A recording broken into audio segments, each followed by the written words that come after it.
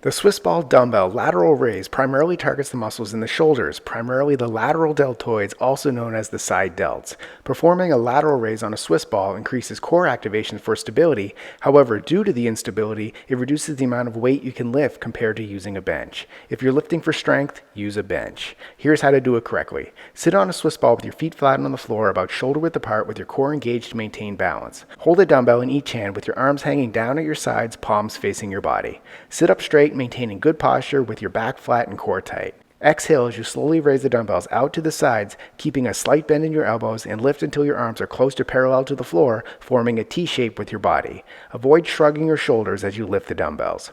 Pause briefly at the top of the movement to feel the contraction in the muscles on the side of your shoulders. Inhale as you slowly lower the dumbbells back to the starting position with control, keeping your core engaged throughout to maintain balance on the Swiss ball. Repeat for reps. Subscribe to get a new exercise video demo every day.